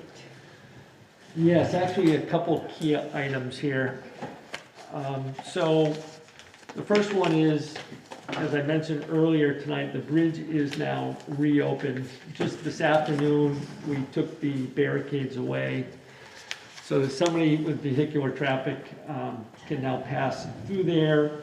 And other than heavy machinery and heavy equipment, things are back to normal, so to speak. Only thing I'll say is that we did triage on that bridge. So as one of the gentlemen brought up tonight, I think maybe it was Keith, that there is inspections going back to 2009, 2010. So there are problems still with this bridge. You know, ultimately, we need to get this bridge onto a state list and basically we need to do an assessment of the bridge, you know, the overall problems of the bridge. And then it's going to need to be rehabilitated, and we will need to stick with historic, you know, it will get historic review, especially if we're going through the state of Vermont. But in my meetings with the state engineer, you know, we did the fix, the immediate fix, but the bridge needs some TLC and some attention, and we'll need to put that on a state priority list if we can. There's not a whole lot of traffic on that bridge, which is kind of working against it, but the fact that there's 8 or 9 residents that are on a dead end beyond that bridge should help bring that up to a priority status. With the infrastructure money coming down the pike, I understand that the state will be putting money towards bridges. Hopefully that will move that along, but obviously, the state of Vermont has a lot of bridges, so. So that's the second bridge. The first bridge is okay? First bridge is fairly good shape. There's some drainage bins, for lack of a better term, on that bridge that are in need of repair. So those will need to be looked at some point as well. Martinsville Road Bridge also has a list of inspection items from the past inspection reports, so that bridge also will need to be looked upon and will need maintenance at some point. That was not quite as, you know, obviously it will be an inconvenience and it needs to be looked at, but if it goes down, you know, nobody is stranded, so to speak. If we can't utilize it, it just means we can't cut through and would particularly affect the school at that point. But that's, choose to look at the glass half full. It's good news that the bridge was fixed. It was good news that it did not have structural damage to the floor beam underneath, which would have put this into the summertime before we could have had it work done. So I understand from an email today from Miller, the cost ran about $10,000 there. So just to give you an idea, just to put the detour into place, that cost came to like $7,500. So it cost us almost more to make the detour than it did to fix the bridge. But, Well, congratulations. You did a great job in getting that all put together. we got there. Yeah, I know it was hard to have. We got Thank you. there. Which brings us to the next little fire. So the activity center floors, working with Val Rainey, we are looking at a gentleman by the name of Ed Buchanan to do the work. He is out of Barry. We contacted Browns, we contacted Ed, we also contacted Dave Boynton, and one other person. Dave Boynton and the other person weren't available.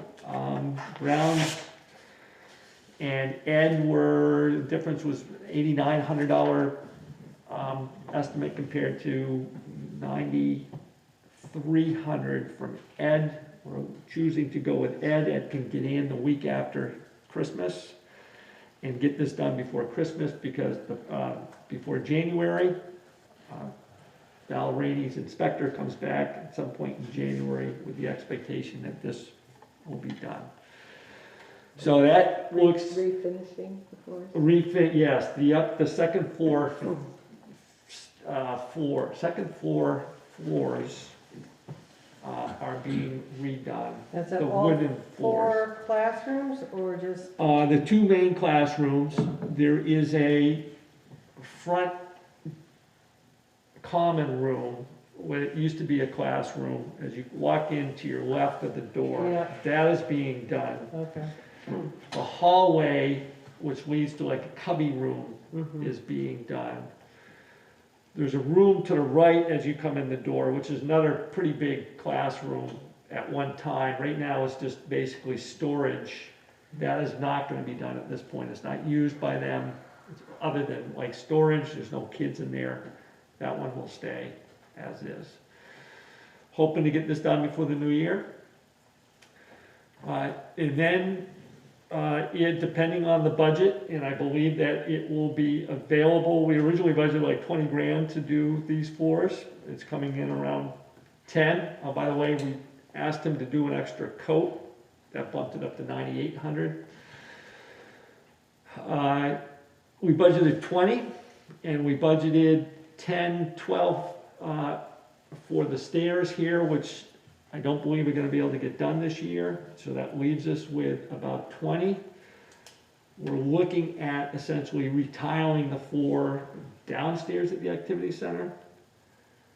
Again, same problem annually is it basically chips the paint. You can't have chipped paint on the floors, even as though, you know, it may be water-based. The building itself is pre-1971 or 68, I can't remember the exact date. So anything, as long as there is lead paint somewhere in that building, and it did test on the exterior, the very base coat of that is like an old lead-based paint, which has been entombed at this point because we painted over it. But regardless, it doesn't matter. You can't have chip paint greater than basically a square foot. So we are, instead of trying to deal with this year in and year out with chip paint on the floor in the cellar, we're looking at putting a tiled floor down, which would coincide with the floors on the second floor being done.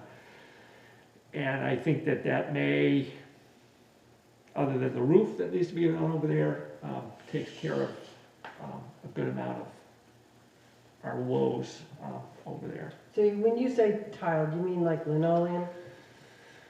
I gotta talk to Val Rainey a little bit more. So it's either gonna be like a linoleum, or there's also the tile type that's kind of carpet.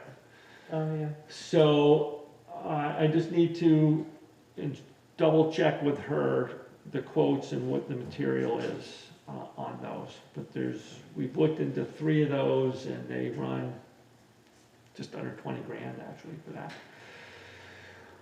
A little bit problematic because the floor is kind of uneven down there, particularly as you go from kind of one level to another one there, and there's just some places where the concrete is not completely smooth, so that'll create a little bit of difficulties, but again, we're looking to put some flooring over that to prevent, because every time you get a chip, a certain amount of space of chip paint, red flag goes up. So I just want to revisit the flooring. So it's that first classroom on the left. Yep. It's the hall room, the Yep. hallway. Then is it the back 2 classrooms too? Correct. Okay, so it's 3 out of the 4, that's the hallway. Yep. Okay, great, that's great. And the additional work in the basement is to come at some point? Is to come. She has gone out and we've worked together. She's gone out and gotten some pricing, but I said, let's take one step at a time. Let's tackle this. Let's get this person in. Let's get some dates. Load some concrete to make that level? I don't believe Not that was concrete, part of the it's a discussion. product, Yeah, redos. no. Okay. It sounded to me like they were capable of doing the work with what was there. But again, I gotta lean into that conversation a little bit more. I'm, trying to get this guy up and to do the work and be done before, Before it gets- her window really is this, she could have kind of, because he uses the vacuum type sander, there was theoretically, he could have maybe have done like one room, while people were downstairs type thing, but we ventured out into the hallway and the common room, there's just too much going on. Yeah. Her real window is Christmas week, Mhm. so we kind of needed to work within that Great. area there. Two more things, the winter storm we just had this past weekend on Friday or Saturday. Just want to say it was a little bit difficult for us. We went from basically 55-degree weather, kind of consistent 55-degree weather, which means that the roads were pretty darn soft prior to the snow. One of the reasons why they held off plowing for a bit before we went out and plowed. Because once you drop the plow, particularly with 7 inches, you got, loose road underneath it. If the plow digs in too far, we lose the roadway. So it was just a challenge for these guys, but, I think they rose to the challenge. What I saw, Dave, was extremely well done. Yeah, and I drove the Queechee Road early this morning, and the Queechee Road in Hartland was starting to dry, and the Queechee Road in Hartford was a disaster. So go Hartland. Well, I have to do my own plowing, it's just Oh, I took part of my like driveway, yeah. impossible Yeah, to do without digging into the dirt. Yeah. The town went in and yeah. out, and I didn't see any dirt thrown up anywhere, so. That's amazing. Would you tell the guys that we really appreciate their work? I will. These are some things, even I, as I'm sitting at home, when I send out a text and it's like, hey guys, how's it going? And I get the, a couple symbols back that are not syllables of words, but, symbols of, Joy? Is that what you're trying to confirm? Sure, and they were ecstatic. There are emojis that aren't in the, You know, in the and, bar below, with a brief explanation beyond after the emojis, and it's like, yeah, it was 55 degrees yesterday, wasn't it? So, just, things to keep in mind.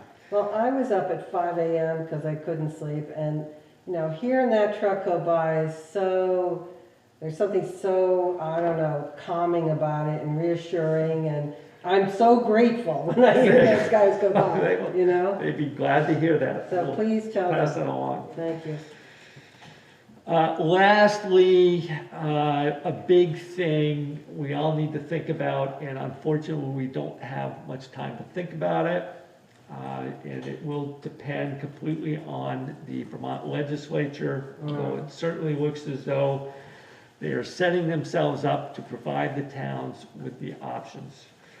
And just note, I spent most of yesterday listening to the news, and the only thing that they really had to say all day was the numbers, the COVID numbers and where that's going, including New England. So we will need to decide, and we will need to decide probably between, maybe as quickly as the January 3rd meeting. That's if we were to want to hold the meeting still on town meeting day. But if, and again, I don't think we'll know from the legislature at that point, but just know that we do need to make a decision at some point. I will reiterate with bold letters that this has nothing to do about perhaps an Australian ballot versus a town meeting argument, but this is completely revolves around safety and, taking the lead and being consistent and just setting a good example. So I think that that's where the discussion should lie. It is unfortunate and it's disheartening for particularly me, and I think even Brian, to have to contemplate trying to work around this again. But it seems as though we're perhaps heading that way. Did you say we won't know by January 3rd? We, so our meeting is January 3rd. I don't think the legislature will be in full session on the 3rd. I think that obviously it's not the 1st. The 2nd is a Sunday, the 3rd is a Monday. They'd have to act at like, as they're being sworn in, maybe that week. So just, we've got a couple meetings lined up that you're actually, you know, even though we're not meeting for that purpose, you can always stick it on somewhere. But in order, I would just say two things. The mail-in ballot worked extremely well to get people from either not being here in person for an Australian ballot. It kind of kept people away, you know, period. But going all the way to May 2nd is also difficult from an operations point of view. So just know if we wanted to try and keep March 1st this year, it's early this year, and do a mail-in ballot type thing, the schedule is really tight. You know, we actually have to, you know, keep the schedule. I think we'd have to send it to the printer in like late January. But those aren't our only options, either March 1st or May, whatever that date. You can, if they are consistent, and it sounds like they're contemplating the same language as last year, you can go Australian ballot or you can push it off or do both. You know, so you could do a April 15th. But you know, just know that for statutory reasons, you know, Brian just is going to need to line things up, so. Okay. So we should have that on an agenda, maybe January 3rd? It'll probably be on the January 3rd agenda. I hear you, what you're saying, and I totally agree with the change of the landscape. But I'm pretty sure the state legislature doesn't come back into session, and that first week is all ceremonial stuff. So how can we make a decision if we don't know what the state is going to support us? So they're starting to telegraph it.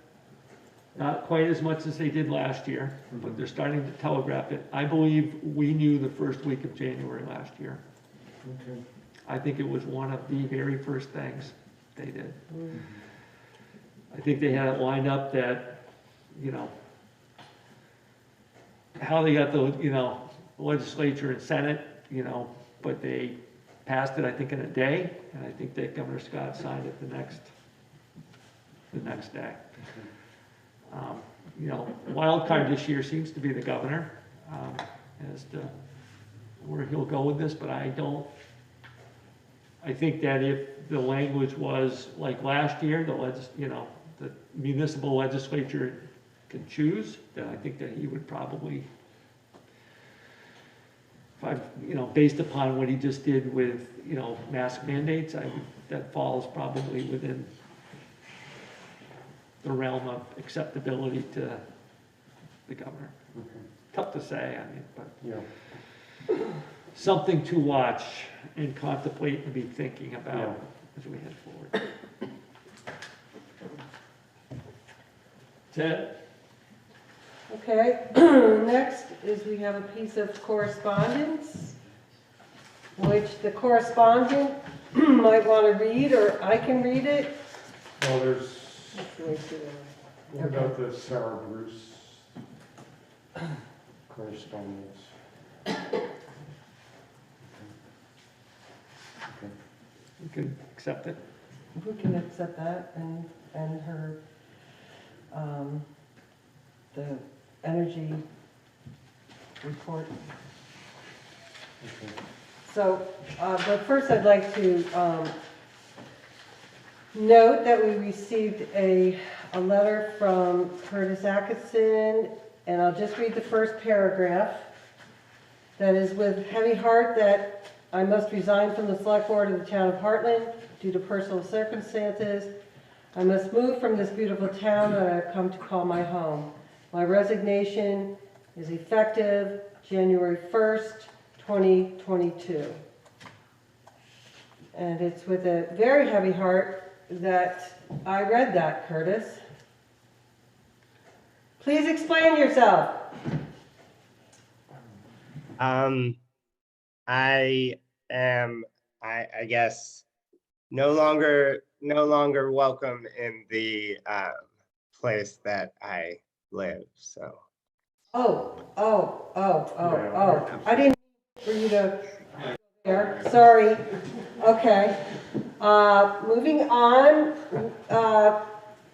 We are, I think I speak for everyone, we are so sad about this, Curtis, because you've been a really bright, smart, fun, and productive addition to the board. And Oh, well, thank you.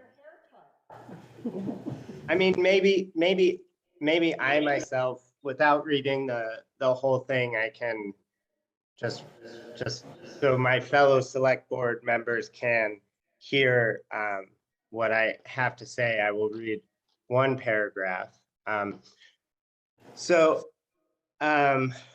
know there was a great amount of trepidation from my fellow select board members when I joined the board. I was young, brash, and new to town. I think that my work combined with my ideas eventually won you all over, at least partially. And you each taught me something valuable about the world, which I hope to implement in my life going forward. Martha taught me the value of synthesizing information to make a comment that cuts right to the heart of the issue. And I've been working on quality over quantity. Gordon taught me the importance of considering history in the sense of place. And I've been working on valuing such things more. Phil taught me that idealism without pragmatism gets you nothing. And I've been working on integrating my dreams with reality. And Mary taught me to be a fierce advocate for things that I am passionate about. I'm working on how best to apply that passion. So you all have made my time on the board a joy, and thank you for that. Thank you for those kind words, Curtis. Yes, thank you, Curtis. I now have a lump in my throat, so that is beautifully written, and we expect nothing less from you. That's you've really been a wonderful addition, and I'm sorry that you'll no longer be by our side. But I expect that you will do very well in life, and I hope that we hear from you occasionally. That would be nice. Yeah. You could contact Dave. Can give a little yearly update. Yeah, that would be nice. That would be really nice. Well, so this is it. This is your last select board meeting? Yeah, I think at this point in time, it's very obvious that I no longer live. Well, I mean, it's not obvious as in like I moved forever ago, but I mean, it's clear that I no longer have a home in Hartland. So I think it would be disingenuous to the people of Hartland to continue operating as part of their governance system, given that. Well, thank you, Curtis. That's very honorable of you and gracious. And I can't talk anymore. I'll start crying. So, Dave, can you say something? Thank you, Curtis. I appreciate it. Appreciate working with you. Really enjoyed having you. Thank you, Curtis. Curtis, I'll say that I was so looking forward to you coming back on the day after Christmas. Yes, yes. And, feel like it's just a terrible letdown, Yes. but I guess we'll have to be thankful for having met you and got to know you. That's true. So, Some other town will benefit. Our loss is And- their gain. And definitely when I am, whenever it so happens that I am collecting all of my things and dispensing of them somehow, whether I'm selling them or donating them or moving them, I will contact you all, and it would be great to, as long as we're not gonna kill each other by interacting in person, it would be great to do so. Okay, good. Good. All right, so there's that possibility then, of seeing you. Okay. Well, I think we can adjourn. Am I correct? Should we Anybody? discuss options, Uh, or should we not just wait? Well, we will have to appoint somebody, yeah. So, I can tell you, I read the statute in the Secretary of State. Well, I read the statute and I also read the frequently asked questions from the Secretary of State. And I think that you are not obligated to appoint someone, but you are obligated to fill the remainder of the term at the next election. yeah. Though I imagine Brian could give you a more concrete answer about that. I don't know, you're pretty good at research. I would go with what you found out. So, I think we'll probably want to think about this for a little bit. I'm just a little shell-shocked. Thank you, Curtis, for that Christmas present. Not. So I need a motion to adjourn. I will make the motion to adjourn. Thank you, Curtis. And Martha, you want to second that? I'll second that. We're all in favor. Merry Christmas, Curtis. Have a good Merry holiday. Christmas, everyone. Thank you, Curtis.